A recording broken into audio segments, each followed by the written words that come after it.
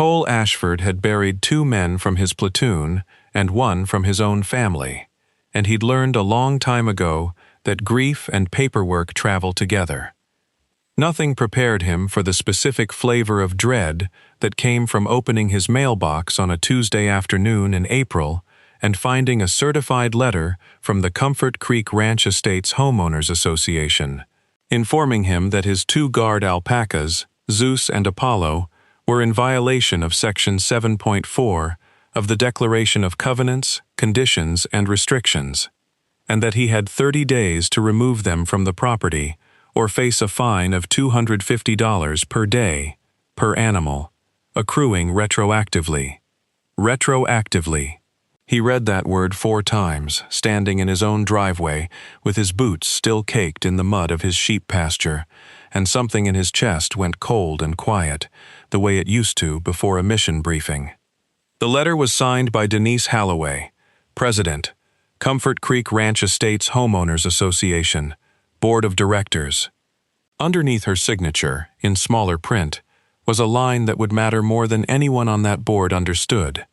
Failure to comply may result in additional enforcement action, up to and including impoundment of the animals in question by association-contracted personnel.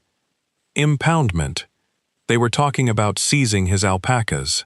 The same alpacas that had, 6 months earlier, been formally enrolled, with paperwork, with a federal case number, with a signature from a United States Department of Agriculture field officer, in a program that Denise Halloway had never heard of, would never bother to look up, and was about to find out existed the hard way.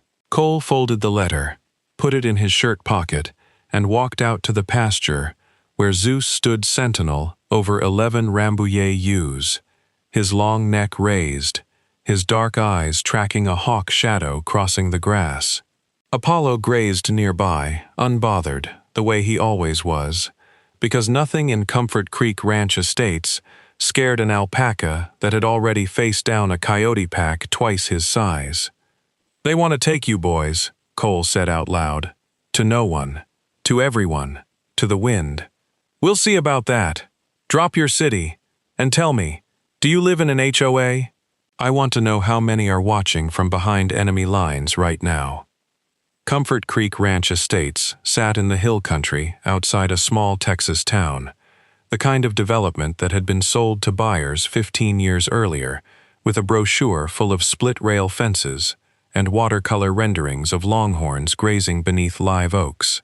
It had been marketed, unbelievably, as a ranch lifestyle community. 5-acre lots, a shared equestrian trail, a community barn that had never once held a horse, because the HOA's own rules made keeping one nearly impossible. The name was aspirational fiction, wrapped around a subdivision like every other subdivision in America, with a 32-page declaration of covenants, conditions, and restrictions that governed everything from mailbox height to the acceptable shade of beige a homeowner could paint their front door. Cole Ashford had bought his 5 acres on Cedar Fork Road 2 years earlier, after 12 years in the Army, 2 deployments to Afghanistan with the 82nd Airborne, and a medical retirement that left him with a rebuilt left knee and a hearing loss rating that qualified him for benefits he was too proud to fully use. He wanted land. He wanted quiet. He wanted something to take care of that wouldn't shoot back. What he got, along with the 5 acres and the modest stone and cedar house at 4417 Cedar Fork Road, was a declaration of covenants that he had skimmed at closing the way every homeowner in America skims a 32-page legal document, while a title agent slides 40 other pages in front of them to sign. Section 7.4, buried on page 19, between rules about basketball hoops and above-ground pools, read, "No livestock, poultry, swine, or farm animals of any kind shall be raised, bred, or kept on any lot, except that domestic household pets, not to exceed 2 in number and not for commercial purposes, may be kept, provided they do not create a nuisance to neighboring lots."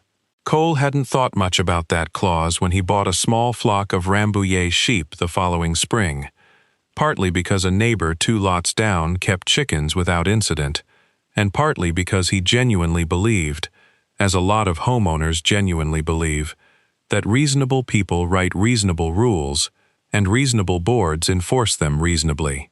He had learned, slowly, that Comfort Creek Ranch Estates was not led by reasonable people. It was led by Denise Halloway. Denise had been board president for 6 years. She lived in the largest house in the development, a stucco monument at the end of a cul-de-sac, with a 3-car garage, and a lawn so aggressively manicured it looked embalmed. She had never worked in agriculture, never owned livestock, and had once, according to community legend, called animal control on a neighbor's outdoor cat.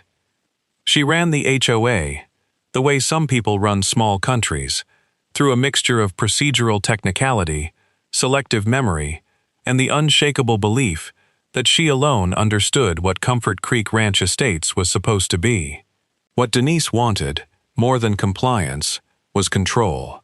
Her monthly newsletter, 4 pages of single-spaced Times New Roman that arrived in every mailbox whether residents wanted it or not, regularly featured a section called Community Spotlight, Violations to Watch For, in which she named specific homeowners by lot number, if not always by name, for infractions ranging from unapproved shutter colors to, in one memorable April issue, a concerning proliferation of unauthorized garden gnomes at a home 3 doors down from Cole's. Cole had largely stayed out of it. He kept his sheep, he kept his fences mended, he kept to himself. Then, in October of the previous year, a bobcat had come down out of the cedar breaks 2 nights running and killed one of his lambs, and Cole had done what generations of ranchers before him had done when predators threatened a flock. He'd gone looking for guard animals. Dogs required more attention than his schedule allowed. A llama could work, but a rancher 3 counties over, who ran a rescue for retired guardian livestock, had 2 young alpacas, gelded males, bonded to each other, and trained specifically for predator deterrence around small ruminants. Zeus and Apollo arrived on a horse trailer on a cold morning in November, and within a week the bobcat problem had ended. Alpacas, it turned out, hated predators with a focused, personal rage that made them extraordinarily effective sentries. They'd stomp, chase, and body slam anything that threatened their flock, coyotes included. Cole had not at that point filed anything with the HOA, because it had not occurred to him that 2 alpacas guarding 11 sheep constituted a controversy. He also had not at that point known about the second piece of paperwork that would come to matter more than anything in the Declaration of Covenants, a phone call in December from a USDA Natural Resources Conservation Service field officer named Priya Nair, who explained that Cole's late uncle, from whom Cole had inherited the mineral and easement rights to a portion of the Cedar Fork Road acreage decades earlier, tangled up in a family land dispute Cole had only partially resolved, had enrolled a conservation easement on the property back in 2003 under a federal agricultural conservation easement program administered jointly by the NRCs and the Farm Service Agency. The easement, still active, still binding, still recorded against the deed at the county courthouse, protected the parcel's continued agricultural use, including the keeping of livestock and livestock protection animals, in exchange for federal payments that had, apparently, been quietly issued to Cole's uncle's estate for over a decade, before anyone noticed the checks had stopped clearing. Cole hadn't thought much of it at the time, beyond mild interest and a stack of paperwork to sort through. He had no idea that a federal conservation easement, recorded against a property's title and administered under program authority, that predated the HOA's own declaration by several years, would become the single most important document he owned. He filed it in a drawer with his DD-214 and forgot about it. Denise Halloway, for her part, had begun receiving complaints about farm animals on Cedar Fork Road as early as January, from a neighbor 2 lots over, named Gary Pruitt, a retired insurance adjuster who served as the HOA's vice president and who had, not coincidentally, been trying since 2019 to get the association to build a second community pool closer to his end of the neighborhood, a project that required, among other things, a special assessment that Denise had repeatedly tabled. Gary had recently discovered that stirring up enforcement drama got him more attention at board meetings than pool proposals ever had, and two exotic-looking animals loitering behind a rail fence made for an easy target. Now that you know Cole, has your HOA ever pulled something that made your blood boil? Tell me the worst thing your HOA has done.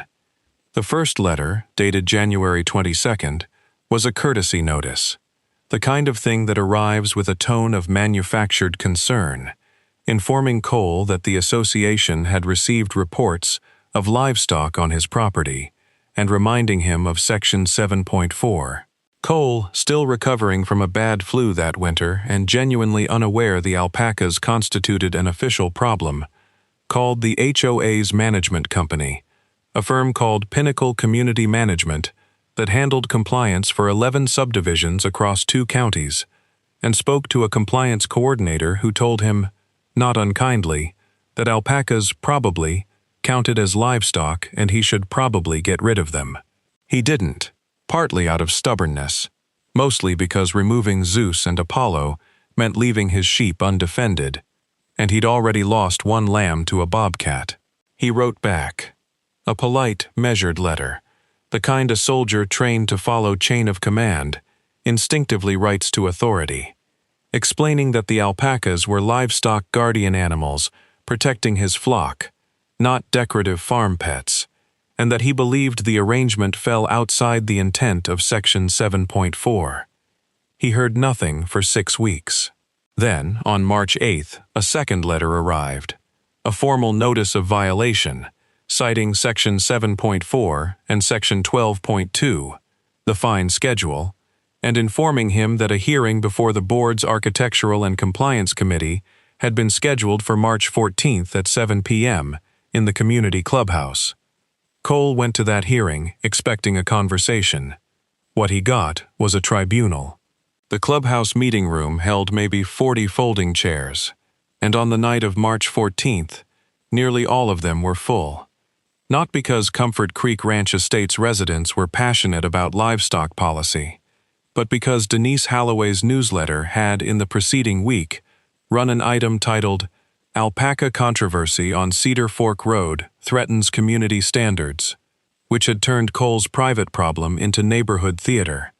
Denise sat at a folding table at the front of the room, flanked by Gary Pruitt and the HOA's third board member, Marjorie Kess, a retired schoolteacher who mostly nodded along with whatever Denise said. When Cole's name was called, he stood, gave his name, address, and a brief, calm explanation.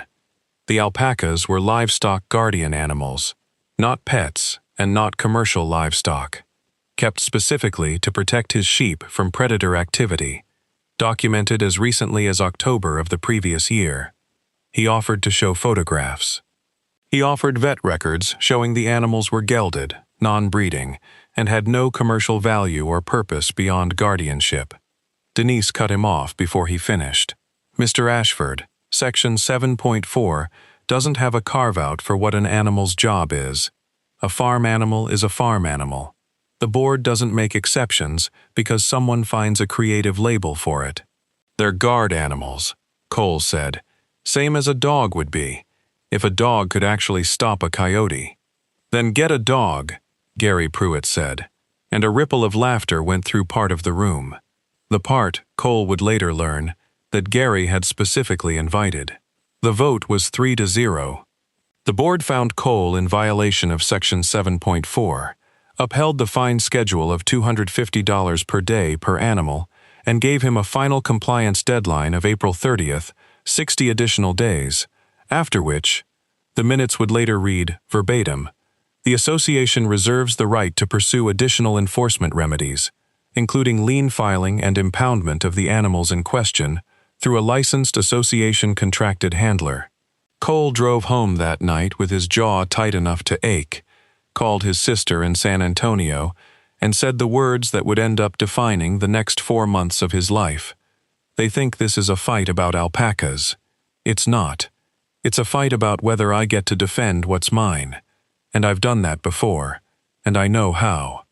$250 a day, per animal, against a disabled veteran defending his own flock. Is this legal where you live? What would you have done? By the middle of April, the fines had begun accumulating in earnest, and the letters from Pinnacle Community Management arrived with the grim regularity of a metronome. April 5th.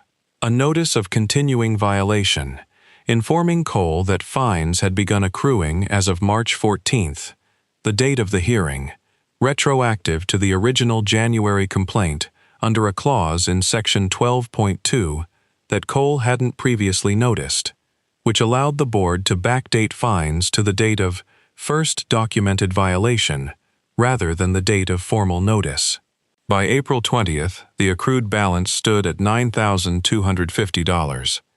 By May 1st, after the 60-day compliance deadline passed with Zeus and Apollo still very much present and still very much doing their jobs, the balance had climbed to $18,750, and a new letter arrived. This one not from Pinnacle, but from a law firm. Halstead and Pruitt, LLP, retained by the association, informed Cole Ashford that the association intended to file a claim of lien against his property at 4417 Cedar Fork Road in the amount of the accrued fines plus attorney's fees and costs, pursuant to Section 14.1 of the Declaration, which authorized the association to secure unpaid assessments and fines as a lien against the underlying property, enforceable in the same manner as a mortgage lien, up to and including foreclosure if the balance remained unpaid for 90 days following the lien's recording. They were threatening to take his house, over alpacas, over animals that had killed exactly 0 neighbors, damaged exactly 0 property, and had, in the 6 months since their arrival, ended a bobcat problem that had genuinely threatened his flock's survival. The personal cost compounded quickly. A neighbor who'd been friendly, a woman named Patrice Ullman, who lived 2 lots down and had once brought Cole a casserole after his first bad week home from a VA appointment, stopped waving when she drove past.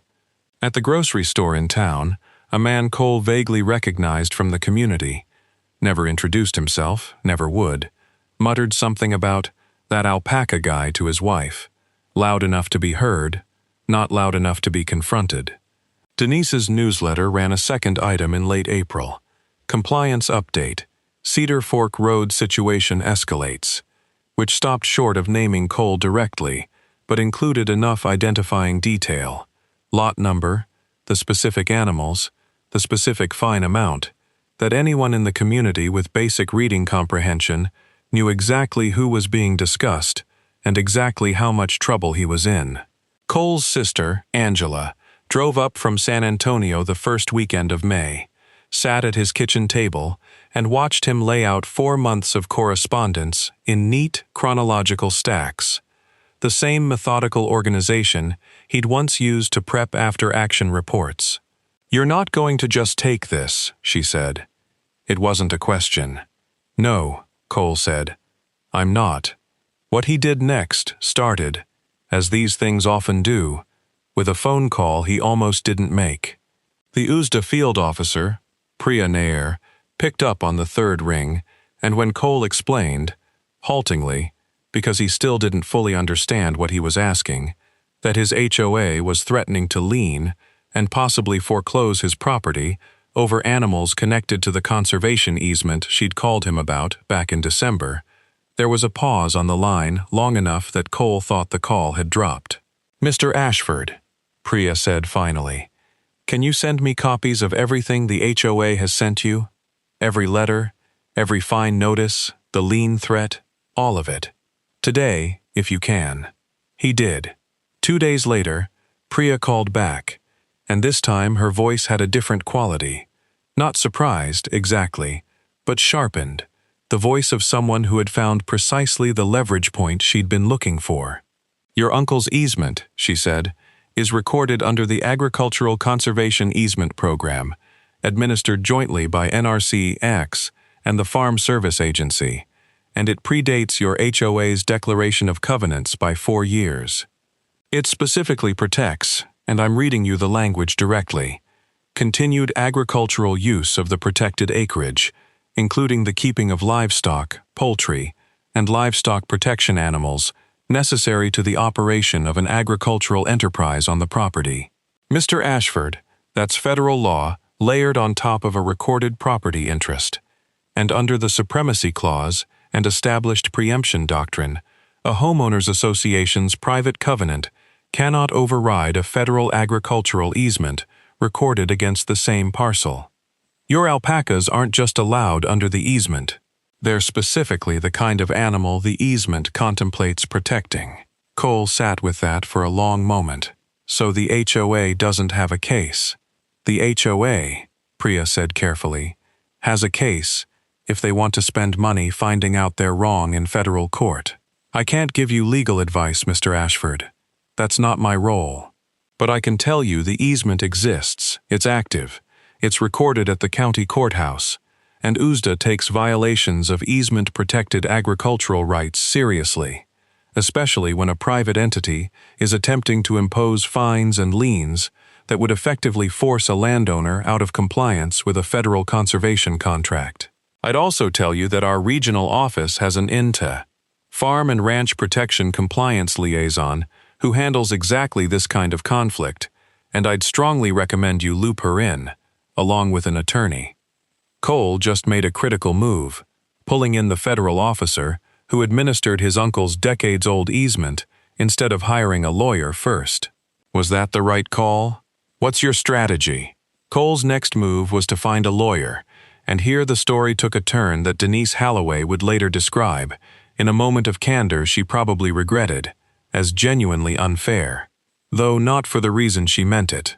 The attorney Cole found, through a VA-affiliated legal aid clinic that helped veterans with civil disputes, was a woman named Renata Cortez, a solo practitioner in the county seat who had spent 11 years at the Texas Attorney General's office, specifically in the Consumer Protection Division, handling, among other things, HOA compliance disputes and complaints under the Texas Property Code's provisions governing homeowners associations.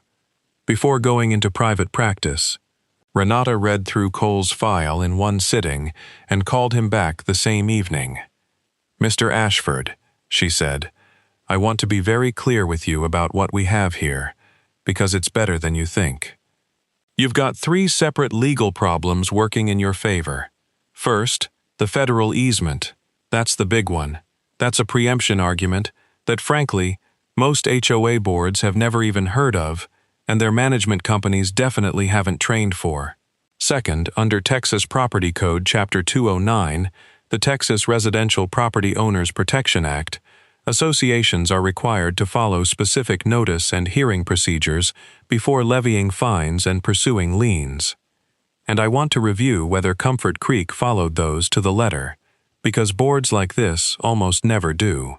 Third, and this is the one that's going to make Ms. Halloway's year very interesting, selective enforcement.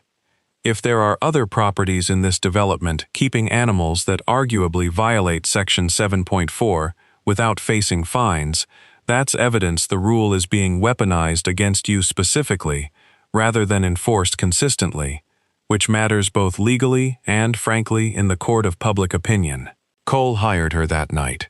2 weeks later, Renata had done what Denise Halloway's board never had: actual homework. She'd requested, under the Texas Property Code's records access provisions, which require associations to make books and records available to members within a specified period, the HOA's complete violation and enforcement records for the past 3 years. Pinnacle Community Management stalled for 11 days before producing them, and when they finally did, the records told a story Denise had clearly hoped would stay buried.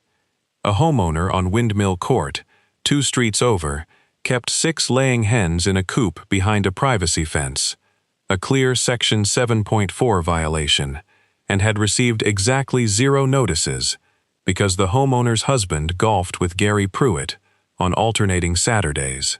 A family on Saddle Ridge Lane kept a miniature pot-bellied pig, registered as an emotional support animal without any documentation on file, also a Section 7.4 issue on its face, also unenforced. And this was the detail Renata found almost too good to be real.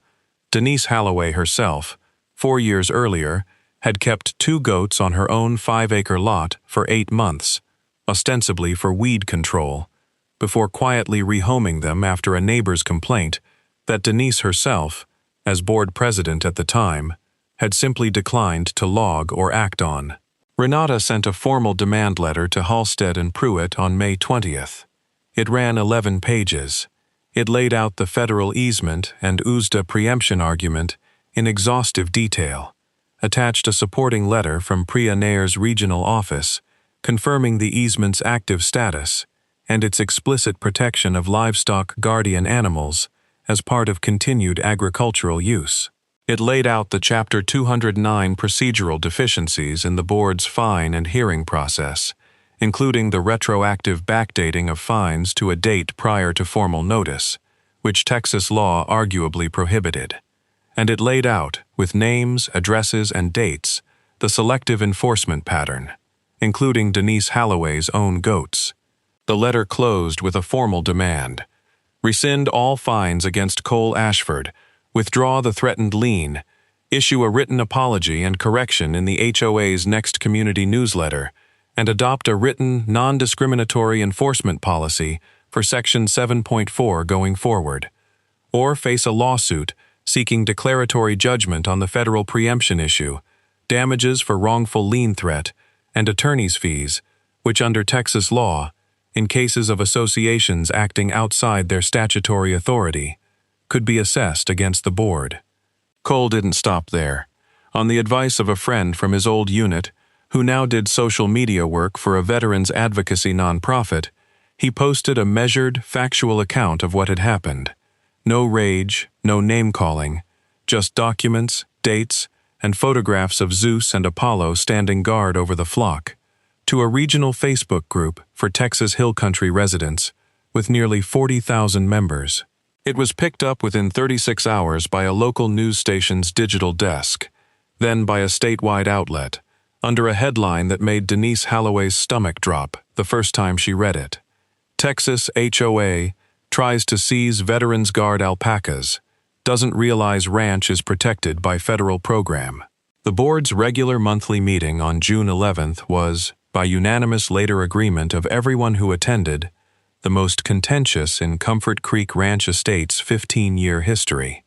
The clubhouse room that had held 40 folding chairs in March couldn't hold the crowd in June. Pinnacle's regional manager had to authorize an overflow setup in the parking lot with a portable speaker system because nearly 90 residents showed up, along with a reporter from the local news station and, more ominously for Denise, a woman in a gray blazer who introduced herself before the meeting began as an observer from the regional office of the USDA's Farm and Ranch Protection Compliance Division. There, she said pleasantly, just to listen. Denise opened the meeting attempting to control the narrative, reading from prepared remarks about protecting community standards and consistent application of our governing documents, but she'd barely gotten through 2 paragraphs before Renata Cortez, seated in the second row, stood, and when recognized during the public comment period, required under the association's own bylaws, walked the entire room through the case in 9 calm, devastating minutes. The federal easement, the USDA letter confirming it, the preemption doctrine, the Chapter 209 violations in the fine process, and, saved for last, the selective enforcement records, read aloud, address by address, ending with the sentence that made the room go absolutely silent. And in 2020, Board President Denise Halloway kept 2 goats on her own property for 8 months without a single fine, notice, or hearing. Gary Pruitt tried to object on procedural grounds. He was shouted down, not by Cole, who sat quietly through most of it with Angela beside him, but by his own neighbors, Patrice Ullman among them, standing up unprompted to say she was ashamed she'd stopped speaking to a neighbor over a rumor she'd never bothered to check.